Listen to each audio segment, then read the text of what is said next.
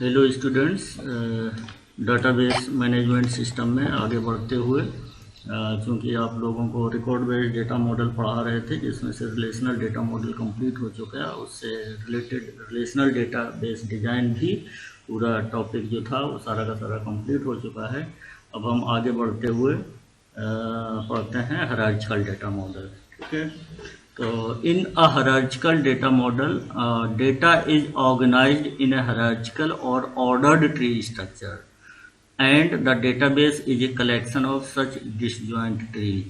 ठीक है, हायरार्चिकल मॉडल में क्या है कि डाटा को हम हायरार्ची के फॉर्म में या ऑर्डर ट्री स्ट्रक्चर के फॉर्म में ऑर्गेनाइज करते हैं। ठीक है, और डेटाबेस क्या होता है? डेटाबेस ऐसे ट्री का कलेक्शन होता है, डिसजॉइंट ट्रीज का कलेक्शन होता है, वही लिखा होता है। And the database is a collection of such disjoint trees. The nodes of the tree represent record types. ठीक है, अब यहाँ पर ट्री की बात करते हैं तो ट्री चूँकि आप प्रीवियस सेमेस्टर में पढ़ाया जा चुका है। एक्चुअली क्या है ट्री? क्या है? Collection of nodes. ठीक है, और वो नोड्स कहाँ से हम स्टार्ट करते हैं? Top to bottom. अगर हम टॉप लेवल से चलते हैं, अगर ट्री की टर्म में बात करते हैं तो टॉप लेवल में क्या होगा? रूट नोड होगा, और बॉटम लेवल में क्या होगा? लीफ नोड होगा। ठीक है, तो उसी में कलेक्शन ऑफ नोड्स ये पढ़ चुके हैं आप लोग। और तो इसमें से क्या है, उसमें से नोड होते थे। ठीक है, तो इसमें से नोड सारे के सारे नोड किस तरह के होंगे हायरार्चिकल डेटा मॉडल में? यहाँ पर होंगे रिकॉर्ड टाइप। किस तरह के होंगे? रिकॉर्ड टाइप होंगे। उसमें से रिकॉर्ड क्या है? Collection of information. डेटाबेस की टर्म में बात करते हैं तो collection of information, collection of fields. ठीक है, जैसे पर्टिकुलर स्टूडेंट्स की इंफॉर्मेशन देखनी है तो क्या होगा? स्टूडेंट का नंबर भी हो सकता है, नेम भी हो सकता है, एड्रेस हो सकता है।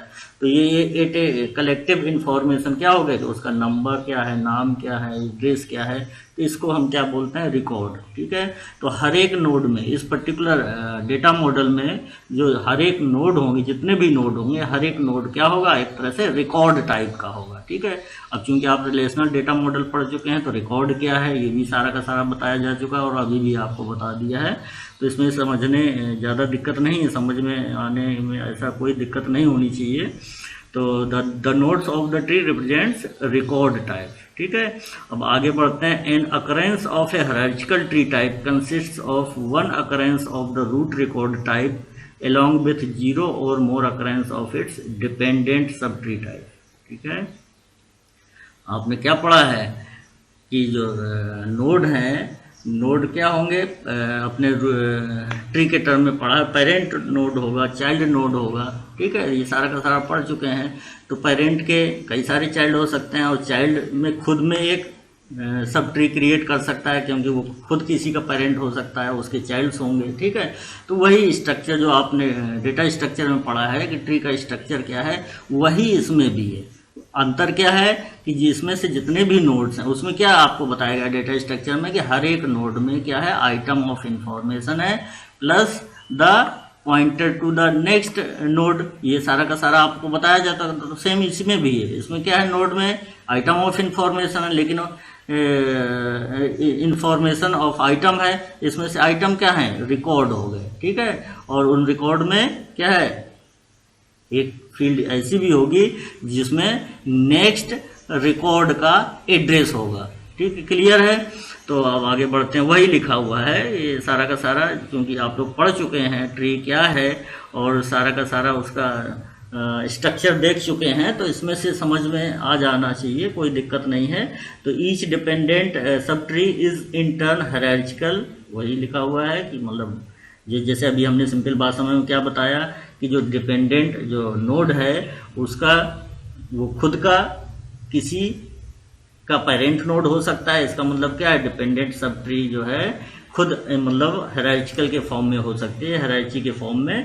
तो each dependent sub tree is in turn hierarchical and consist of a record type as its root node. Clear? In a hierarchical model no dependent record can occur without its parent record occurrence। ठीक है, मतलब यह है कि हायरार्चिकल model में जो भी आपने डिपेंडेंट रिकॉर्ड रखना चाहा है या लेना चाहा है वो क्या है? बिना पेरेंट रिकॉर्ड्स के नहीं हो सकता। ठीक है, क्लियर? नो डिपेंडेंट मतलब ये है इसका, और सिंपल भाषा में हम कहें तो ये कह सकते हैं कि कोई भी चाइल्ड बिना पेरेंट के नहीं हो सकता, सिंपल भाषा में। इसी तरह से no dependent record occurrence may be connected to more than one parent record occurrence. इसका मतलब क्या है कि एक कोई भी चाइल्ड, ठीक है, के एक से ज़्यादा पेरेंट नहीं हो सकते। सिंपल भाषा में एक चाइल्ड के एक से ज़्यादा पेरेंट नहीं हो सकते, वही लिखा हुआ no dependent record occurrence may be connected to more than one parent record occurrence, ठीक है। A hierarchical model can represent a one to many relationship between two entities. Entity set आपको बताया गया है, जैसे रिलेशनल मॉडल में सारा का सारा क्या बताया गया है कि सारी की सारी एंटिटी और रिलेशनशिप सेट ये सारे के सारे किस फॉर्म में रिप्रेजेंट करते हैं, सारे के सारे टेबल के फॉर्म में रिप्रेजेंट करते हैं। तो इस पर्टिकुलर मॉडल में क्या है कि जो रिलेशनशिप बनता है एंटिटीज के बीच में, दो एंटिटी के बीच में, वो क्या किस तरह से रिप्रेजेंट करते हैं उसको, वन टू मैनी रिलेशनशिप, ठीक है। A hierarchical model can represent a one to many relationship between two entities where the two are respectively parent and child, ठीक है।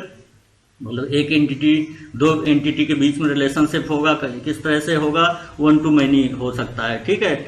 और उसमें से जो एंटिटी सेट यूज हुई है उनमें से एक एंटिटी सेट को पेरेंट कंसीडर करेंगे और दूसरे को चाइल्ड कंसीडर करेंगे, ठीक है।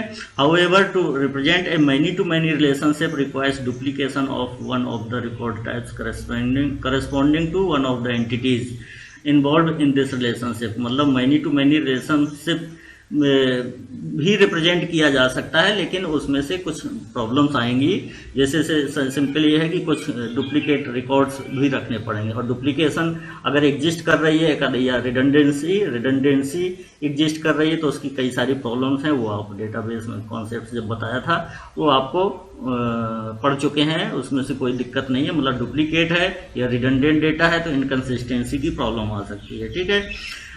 आगे बढ़ते हैं। represents a many to many relation requires duplication of one of the record types corresponding to one of the entities involved in the relationship. Such duplications could lead to inconsistencies when only one copy of a duplicated record is updated. ठीक है, ये clear है। यहाँ तक सारा का सारा जो टर्म यूज कर चुके हैं प्रीवियस लेक्चर्स में वो सारा का सारा यहाँ पर आ रहा है, ठीक है। तो इसमें अलग से समझने की ज़रूरत नहीं। इनकन्सिस्टेंसीज, रिडंडेंसी, अपडेशन में क्या प्रॉब्लम है, मान लेते हैं कई डुप्लीकेट रिकॉर्ड्स हैं तो एक जगह आपने मॉडिफाई किया दूसरी जगह नहीं कर पाए तो वो क्या होगा, इनकन्सिस्टेंट डेटा हो गया। तो वही सारा जो आप पढ़ चुके हैं वही इसमें लिखा है, बशर्ते क्या है इस मॉडल में किस तरह से रिप्रेजेंट करना है ये आपको बताया गया है, किस तरह से पेरेंट और चाइल्ड के फॉर्म में रिप्रेजेंट करना है। तो पेरेंट और चाइल्ड का रिलेशनशिप जहाँ पर होगा तो उसको क्या बोलेंगे, हायरार्ची एक तरह से, ठीक है। The nodes of trees are record types, जैसे बताया कि कई सारे ट्री में क्या है, nodes of collection of nodes है। तो कलेक्शन ऑफ नोड्स में क्या है कि हर एक नोड किस तरह का होगा, रिकॉर्ड टाइप का होगा, और हर एक रिकॉर्ड टाइप क्या रिप्रेजेंट कर रहा होगा, एंटिटी सेट्स रिप्रेजेंट कर रहे होंगे, ठीक है। और उनको रिकॉर्ड नोड्स को कनेक्शन किस तरह से होता है, पॉइंटर से, मतलब एक नोड में एड्रेस होता है दूसरे नोड का, ठीक है। तो वही लिखा हुआ है simple, the nodes of the tree are record types representing the entity sets and are connected by pointers और लिंक्स, ठीक है, clear. Two record types, next point देखें, two record types in hierarchical tree can have at most one relationship between them, ठीक है।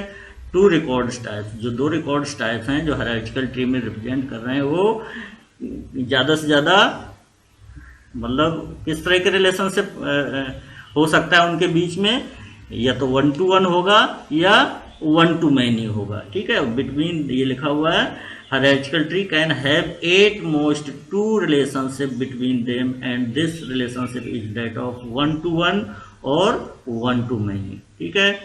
तो 1 to many, अगर हमें many to many achieve करना है तो उसमें से कई सारी प्रॉब्लम्स हो सकती है। वो मैनी टू मैनी अचीव कर सकते हैं, वो 2 मेथड हैं। उसमें से देखें, in a hierarchical model many to many relationship can be expressed using one of the following methods. एक क्या है, रेप्लिकेशन मेथड है, दूसरा वर्चुअल रिकॉर्ड। भाई मतलब डुप्लीकेट रिकॉर्ड्स रखें या दूसरा वर्चुअल रिकॉर्ड रखें, ठीक है। तो replication of data would mean a waste of storage space. भाई एक ही डेटा को हम कई बार रखेंगे, डुप्लीकेट बनाएंगे उस डेटा को, तो जाहिर है कि क्या है कि उसी डेटा को मान लेते हैं 10 बाइट रिप्रेजेंट रखने में कितना स्पेस चाहिए, 10 बाइट चाहिए, और उसी को 10 बार अगर हम रेप्लिकेट करेंगे या डुप्लीकेट डेटा रखेंगे या उसका डुप्लीकेशन बनाएंगे तो क्या होगा कि 100 बाइट चाहिए उसको स्टोर करने के लिए। है तो डाटा एक ही, लेकिन उसको आपने वो रिडंडेंट डेटा है तो उसको ज़्यादा, इसका मतलब क्या है, स्टोरेज स्पेस वेस्ट हो रहा है। मतलब एक डेटा को हमें सिर्फ 10 बाइट में स्टोर कर सकते थे, लेकिन क्या है, डुप्लीकेशन की वजह से उसी डेटा को हमें 100 बाइट चाहिए, तो ये क्या है, स्पेस क्या हो रहा है, स्टोरेज स्पेस वेस्ट हो रहा है, ठीक है। तो वही लिखा हुआ है, replication of data would mean a waste of storage space and could lead to data inconsistencies when some copies of replicated data are not updated. जैसे अभी बताया कि मतलब जब अगर रेप्लिकेटेड डेटा है या रिडंडेंट डेटा है, तो अगर मान लेते हैं कहीं आपको अपडेट करना है, तो मतलब उस पर डुप्लीकेटेड डेटा को अपडेट करना है, तो कहीं गलती से आपने एक जगह तो अपडेट कर दिया लेकिन गलती से दूसरी जगह नहीं अपडेट कर पाए, या कई जगह पर है तो कई जगह तो अपडेट कर लिया लेकिन मिस्टेकनली एक जगह आपने नहीं अपडेट किया, तो इसका मतलब क्या है कि उसी डेटा, वही डेटा 2 तरह की, मतलब उसी डेटा के बारे में इंफॉर्मेशन 2 तरह की आएगी। इसका मतलब ये क्या है, वो इनकंसिस्टेंट डेटा हो गया, ठीक है। ये सारा का सारा आप लोग किसमें पढ़ चुके हैं, ये टर्म सारे के सारे उसमें भी पढ़ चुके हैं, किसमें, रिलेशनल डेटाबेस में, ठीक है। वो डेटाबेस कॉन्सेप्ट जब आपको बता रहे थे, ठीक है। दूसरा मेथड क्या है, वर्चुअल रिकॉर्ड क्रिएट करने का। वर्चुअल रिकॉर्ड, जहाँ चूंकि नाम से ही स्पष्ट है कि वर्चुअल रिकॉर्ड क्या हो सकता है, देखें, virtual record is essentially a record containing a pointer to an occurrence of an actual physical record type. मतलब एक ऐसा रिकॉर्ड जिसमें से क्या है, इंफॉर्मेशन क्या होगी, वो खुद ही पॉइंट कर रहा होगा एक्चुअल फिजिकल रिकॉर्ड। इसका मतलब क्या है, जहां पर एक्चुअल फिजिकल रिकॉर्ड है उसका एड्रेस रखे हुए है। नोड में क्या है, नोड क्या है, रिकॉर्ड टाइप का है, तो वो अगर वर्चुअल रिकॉर्ड है तो वहां पर क्या है, एक्चुअल इंफॉर्मेशन ना होकर वहां पर क्या होगा, एड्रेस होगा, किसका होगा, फिजिकल, एक्चुअल फिजिकल रिकॉर्ड का एड्रेस होगा, ठीक है। This physical record is called the logical parent and the virtual record is called the logical child, ठीक है। Okay, clear. Each virtual record type has exactly 1 physical record type as its physical parent and 1 physical record type as its logical parent, ठीक है। Each मतलब जितना भी जितने भी virtual record type होंगे उसका एग्जैक्टली एक फिजिकल रिकॉर्ड टाइप होगा जो कि उसका पेरेंट होगा, और एक फिजिकल रिकॉर्ड टाइप होगा जो कि उसका मतलब exactly 1 physical record as its physical parent, ठीक है। और एक होगा and 1 physical record type as its logical parent, ठीक है। मतलब एक्चुअली जो रिकॉर्ड है, हर एक रिकॉर्ड का मतलब रूट को छोड़ दें तो हर एक रिकॉर्ड का या हर एक नोड का एक पेरेंट होता है। तो जो लॉजिकल रिकॉर्ड क्या बोलते हैं, जो वर्चुअल रिकॉर्ड है उसमें से एड्रेस क्या है, एक्चुअल फिजिकल रिकॉर्ड का एड्रेस है, तो उसका तो एक्चुअल जो जिसका एड्रेस है वो क्या हो जाएगा, वो लॉजिकल पेरेंट हो जाएगा, और जिसके अंडर में है वो वर्चुअल रिकॉर्ड आपने क्रिएट किया है वो क्या हो जाएगा, एक्चुअल फिजिकल पेरेंट हो जाएगा, ठीक है। तो वही लिखा हुआ है, each virtual record type has exactly 1 physical record type as its physical parent and 1 physical record type as its logical parent, ठीक है। इसमें से ज़्यादा ना बढ़ते हुए हम इसको रिप्रेजेंटेशन देख लेते हैं कि कैसे हम हायरार्चिकल मॉडल में डेटा को रिप्रेजेंट करते हैं।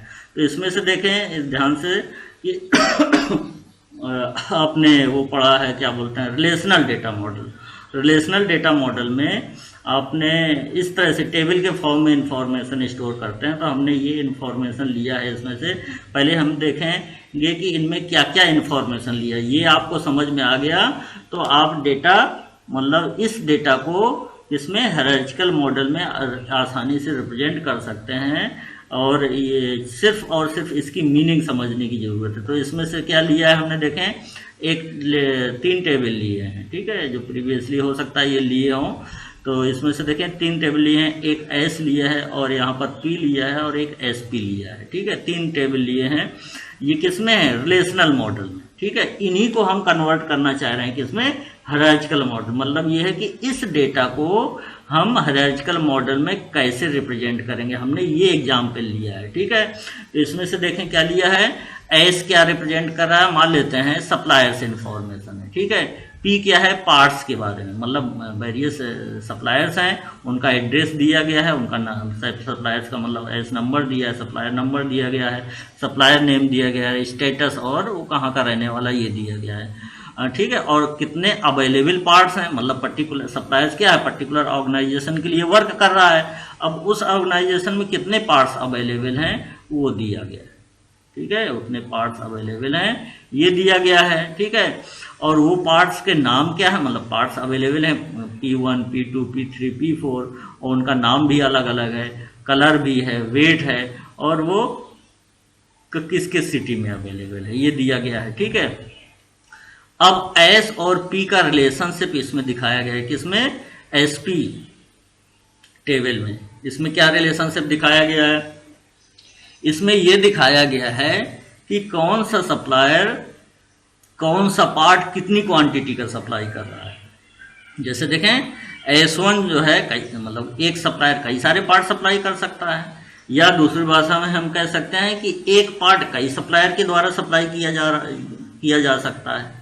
एक पार्ट कई सप्लायर के द्वारा सप्लाई किया जा सकता है, और वो भी क्वांटिटी जरूरी नहीं है सेम हो, अलग अलग क्वांटिटी के सप्लाई किए जा सकते हैं। क्लियर।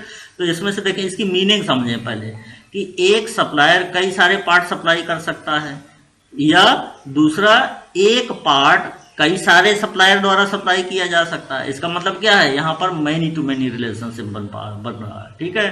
तो इसका मतलब देखें अब यहाँ पर क्या लिख रहा है, मतलब लिख रहे हैं कि S1 जो है देखें 3 पार्ट सप्लाई कर रहा है, P1, P2, P3, और अलग अलग क्वांटिटी की। P1 कितना 300 क्वांटिटी का, S1 पार्ट P2 सप्लाई कर रहा है 200 क्वांटिटी का, और S1 P3 पार्ट सप्लाई कर रहा है 400 क्वांटिटी का।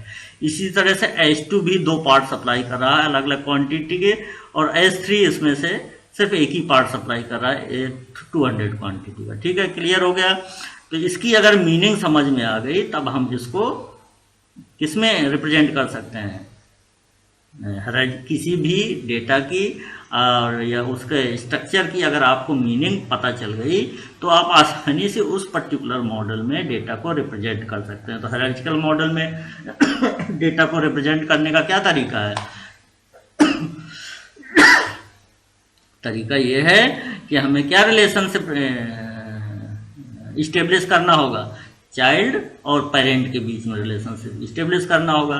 तो अभी आपने क्या पढ़ा है कि हायरार्किकल मॉडल में क्या है कि मतलब पेरेंट नोड होगा, और उस नोड में क्या होगा, रिकॉर्ड टाइप होगा, और दूसरा क्या है, चाइल्ड नोड होगा, वो भी एक तरह से रिकॉर्ड टाइप का होगा, ठीक है। और वो रिकॉर्ड टाइप क्या रिप्रेजेंट कर रहे होंगे, एंटिटी सेट रिप्रेजेंट कर रहे होंगे, ठीक है। तो यहाँ पर एंटिटी कौन सी हो गई, एस हो गई, यहाँ पर पी हो गई, और यहाँ पर क्वांटिटी हो गई। तो यहाँ पर देखें मैनी टू मैनी रिलेशनशिप अभी निकल के आ रहा है।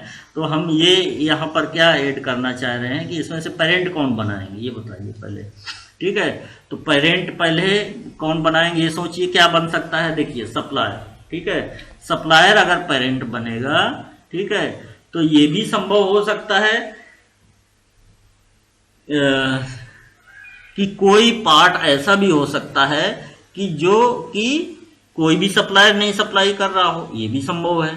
तो अगर सप्लायर पार्ट बनेगा, पेरेंट बनेगा, तो जो पार्ट है वो तो पार्ट अगर चाइल्ड बनेगा तो वो तो बिना जो चाइल्ड बनेगा वो अभी क्या प्रॉपर्टी पड़ी है कि कोई भी चाइल्ड बिना पेरेंट के नहीं हो सकता। इसका मतलब क्या है, यहाँ पर हम सप्लायर को पेरेंट नहीं बना सकते। दूसरा जो अभी हमने कंसीडर किया था क्या कि एक पार्ट ऐसा भी हो सकता है, जैसे इसमें एग्जाम्पल में दिया गया है, जैसे इसमें से एक ये पार्ट है P4 पार्ट है। देखें इसमें इस रिलेशन में SP रिलेशन में P4 पार्ट किसी भी सप्लायर के द्वारा नहीं सप्लाई किया जा रहा। ठीक है, तो इसका मतलब क्या है कि अब हमें सप्लायर जो है उसको पेरेंट नहीं बना सकते। क्यों?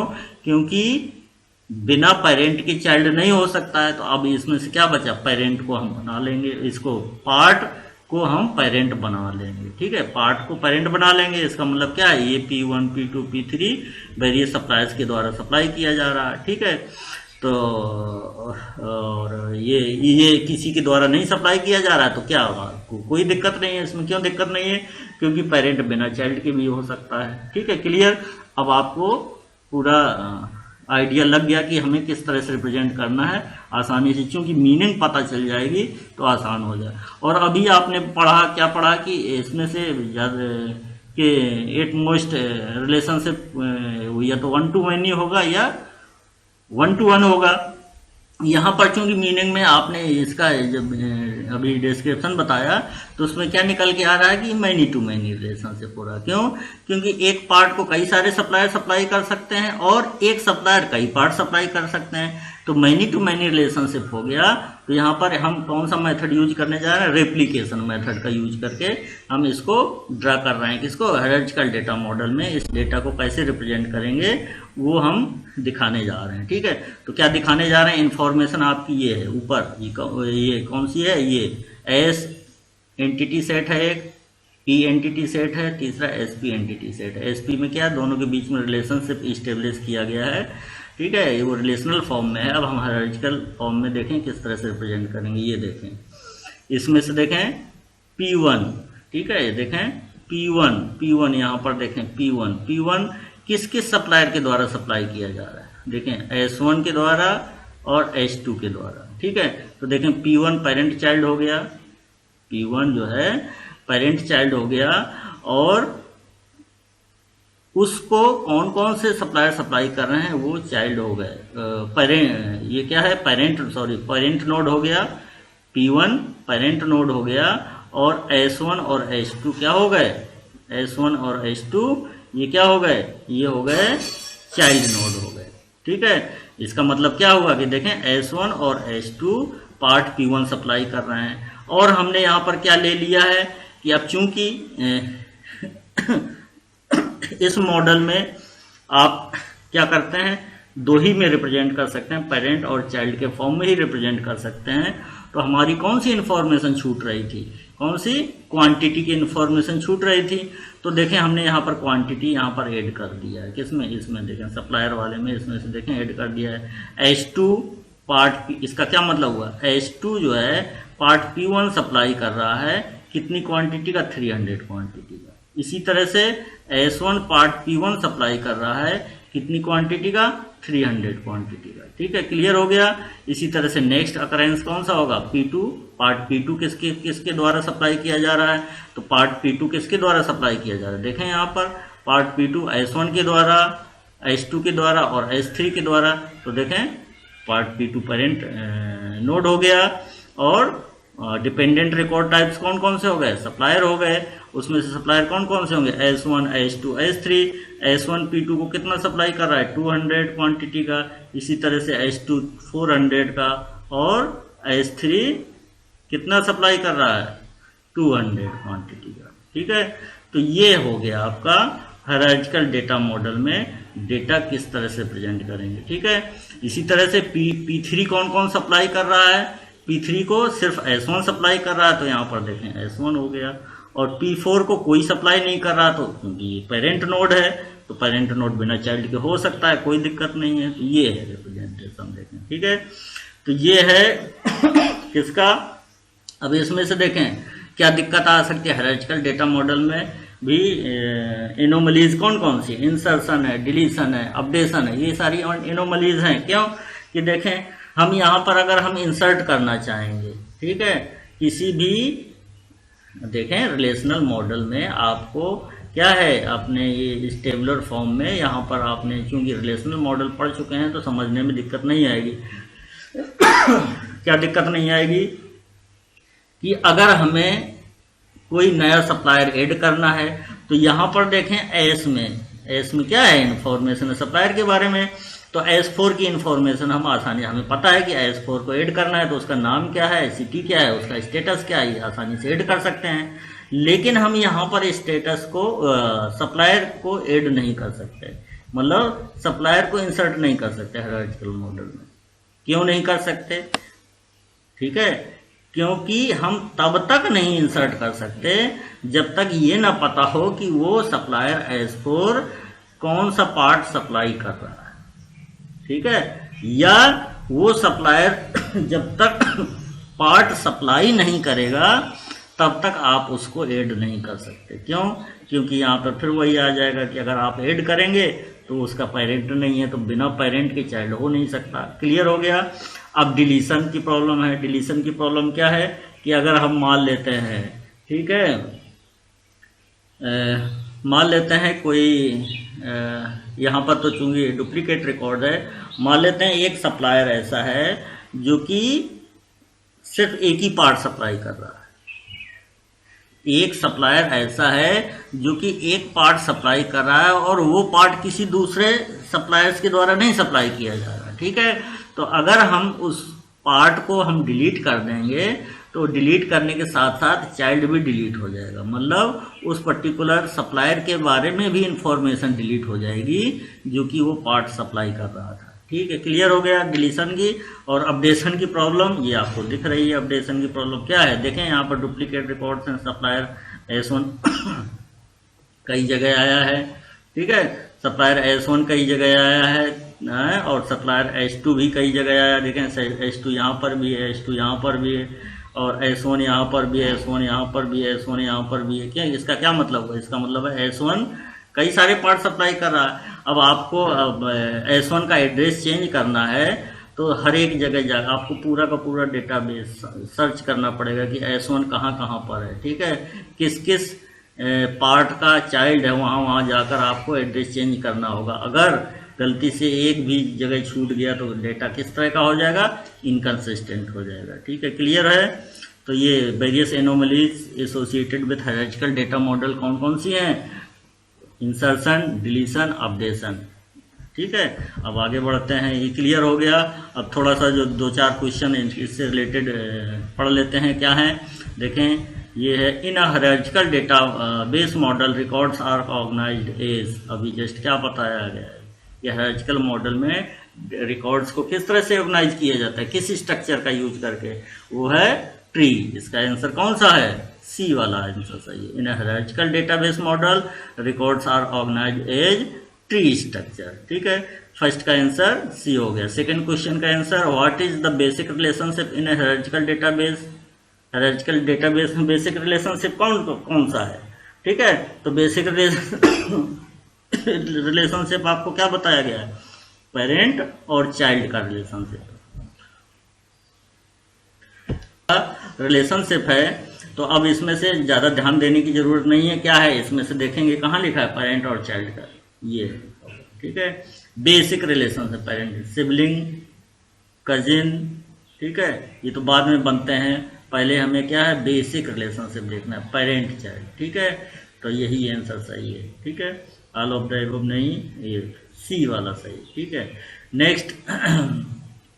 नेक्स्ट क्या है क्वेश्चन, टॉप टू बॉटम। ठीक है,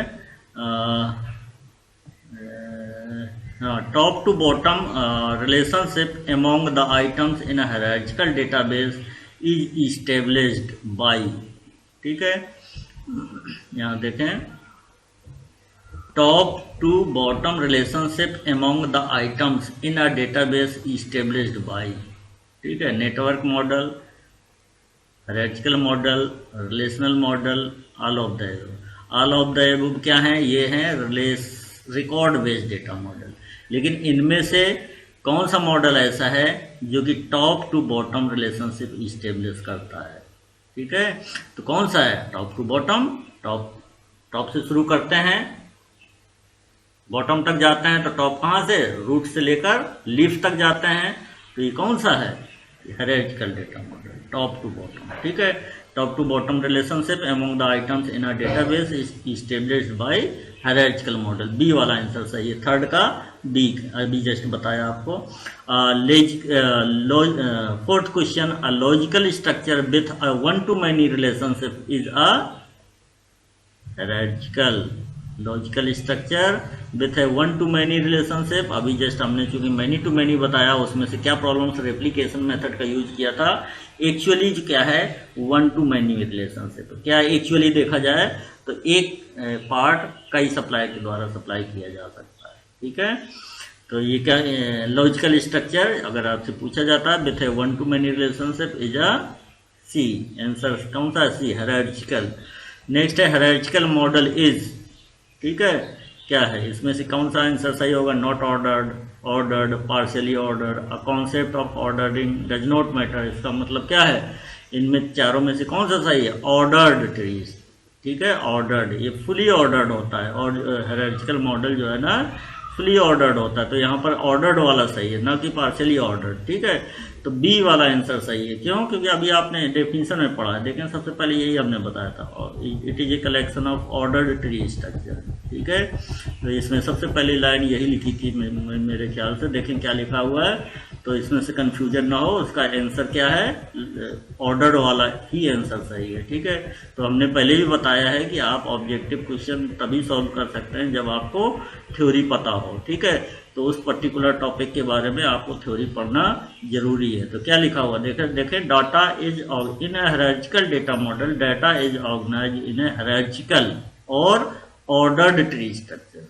ठीक है, and the database is a collection of such disjoint tree. Okay, ठीक है, तो ये कंप्लीट हो गया hierarchical data model. Next term से हम आगे बढ़ते हैं, तब तक के लिए धन्यवाद।